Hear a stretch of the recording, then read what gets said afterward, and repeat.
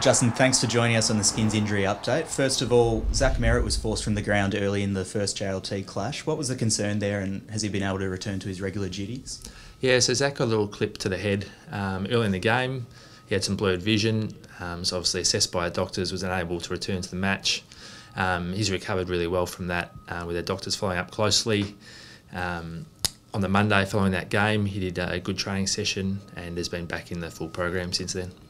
And were there any other concerns coming out of that match? No, we've actually got through that match in really good shape. Obviously Jake Stringer had some stitches to his head, but nothing that will affect his training. And several players did miss that match. One of those was Michael Hurley. How is he tracking after suffering a little minor wrist injury?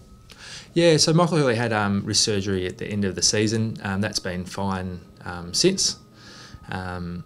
Hurls, Carl Hooker, for example, David Myers, Orazio, those players who weren't playing in JLT1 were back here in Melbourne. They did 12.5 kilometres of good, solid football work, more than they would have got in the JLT match, and they'll all be available for the JLT2 game coming up in COLYER. And we have a few boys also a bit further away on the rehab list. How have they been tracking, and are you happy with their progress? Yeah, so we've got a few guys progressing through rehab. You've got Travis Collier, who we look with his sesamoid injury will be back on the Ultra G in 3 to 4 weeks.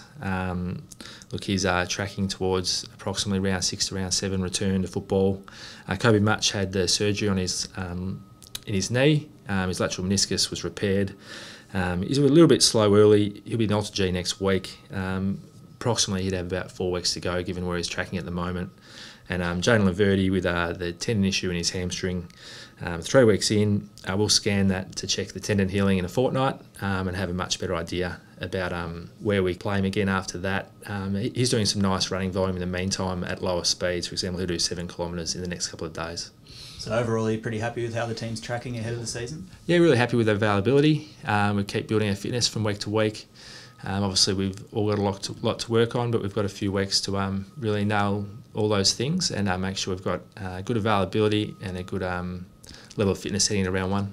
Great, thanks very much for your time. Thanks, guys.